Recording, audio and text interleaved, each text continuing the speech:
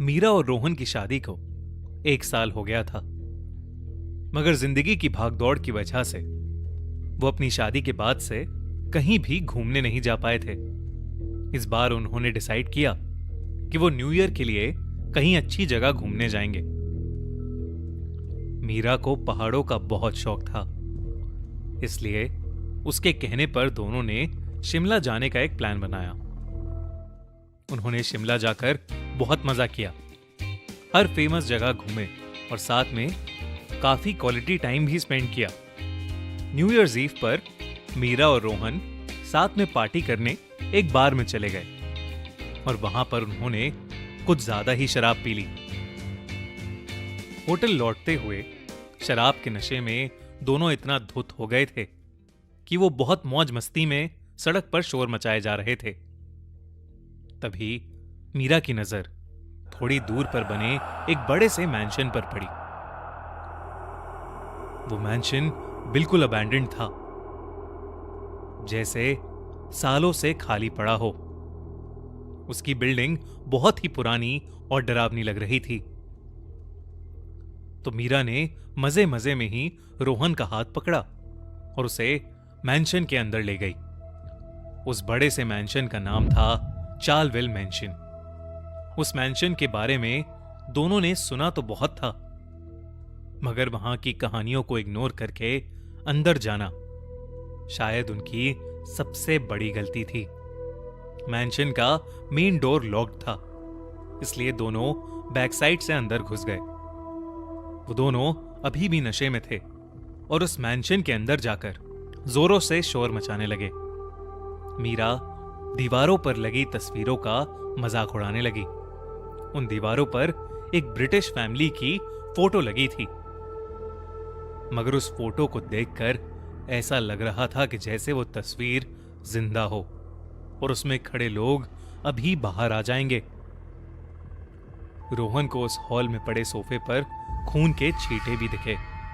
उसे महसूस होने लगा कि शायद उन्हें उस मैंशन में नहीं आना चाहिए था। मीरा और रोहन ये सब देख ही रहे थे कि अचानक उन्हें ऊपर वाले फ्लोर से किसी चीज के टूटने की आवाज आई। एक पल को मीरा और रोहन बिल्कुल शांत हो गए थे। उन्हें लगा कि शायद घर में कोई था, लेकिन अगर घर में कोई होता तो मेन गेट पर ताला क्यों लगा होता। यही सोचकर मीरा ऊपर वाले फ्लोर पर जाने लगी। रोहन अब थोड़ा सा होश में आने लगा था। उसने मीरा को रोकने की कोशिश की, क्योंकि अब उसे उस घर में कुछ ठीक नहीं लग रहा था। वो मीरा के पीछे जाकर उसे रोकने ही वाला था कि तभी उसे ऐसा लगा कि जैसे किसी ने उसे पुकारा हो। रोहन मुड़ा, मगर वहां कोई नहीं था। वहीं दूसरी तरफ मीरा ऊपर वाले फ्लोर पर पहुंच चुकी थी। उस फ्लोर पर कॉरिडोर के एंड में एक कमरा था, जहां का दरवाजा धीरे धीरे अपने आप खुल बंद हो रहा था।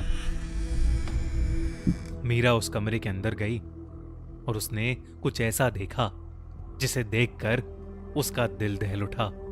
कमरे की हर चीज सड़ी हुई थी और कमरे के एक कोने में रोहन खड़ा था, लेकिन रोहन का चेहरा बहुत अजीब दिख रहा था। उसकी आंखों के प्यूपिल्स बहुत छोटे थे और वो मीरा को ही घूर कर देख रहा था। उसके चेहरे पर कोई एक्सप्रेशन नहीं था, मानो वो वहां खड़ा कोई पुतला हो। मीरा ने जैसे ही रोहन को पुकारा, कोने में खड़ा रोहन तेजी से मीरा की तरफ भागा। ये देखकर मीरा बहुत तेज चिल्लाई और रोहन के पीछे दौड़ने लगी, मगर सीढ़ियों के पास मीरा ने जो देखा उसे देखकर वो वहीं जम सी गई। नीचे जिस फोटो को देखकर मीरा हंस रही थी, उस फोटो का हर इंसान इस वक्त मीरा के सामने खड़ा था। शायद वो उन लोगों की मरी हुई आत्मा थी जो मीरा को बेजान नजरों से घूर रही थी। उनमें से एक छोटी बच्ची मीरा की तरफ आई और उसने मीरा का गला पकड़ लिया। देखते ही देखते वो बच्ची हवा में उड़ने लगी।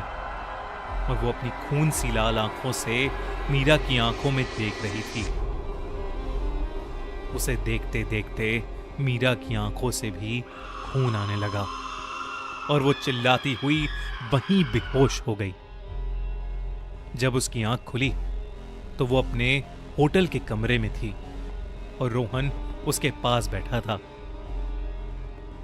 वो हैरानी में उठी और रोहन से पागलों की तरह पूछने लगी कि आखिर वहां मैंशन में क्या हुआ था। तो रोहन ने उसे बताया कि मीरा के ऊपर जाने के बाद वो कुछ देर नीचे ही था क्योंकि उसे अजीब सी घबराहट हो रही थी।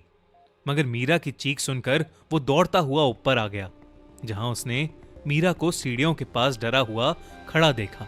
वो मीरा का नाम पुकार रहा था, लेकिन तभी रोहन को ऐसा लगा कि जैसे कोई मीरा का गला दबा रहा हो और फिर मीरा की आंखों से खून आने लगा और तभी वो बहुत तेज चिल्लाई और बेहोश हो गई। रोहन ने जो बताया उसे सुनकर मीरा को कुछ समझ नहीं आया। उसे ये कभी पता नहीं चल पाया कि उस रात उस डरावने मैंशन में उसके साथ क्या हुआ था। इस हादसे के बाद कई महीनों तक मीरा बहुत गहरे सदमे में थी। उसे अक्सर लगता था कि कोई उसका गला दबा रहा है। जब वो बाथरूम में नहाने जाती तब उसे शीशे में दिखता कि उसकी आंखों से खून आ रहा है और वो पागलों की तरह अपनी आंखें साफ करने लगती। कई सारे डॉक्टर्स को दिखाने के बाद मीरा की हालत कुछ ठीक होने लगी, मगर कुछ सवालों के जवाब मीरा और रोहन को आज तक नहीं मिले। वो कौन आदमी था जिसे मीरा ने रूम में देखा था और उस आदमी की शक्ल रोहन जैसी क्यों थी? आखिर उस फैमिली के साथ क्या हुआ था और क्या उनका परिवार सच में उसी मैंशन में भटक रहा है?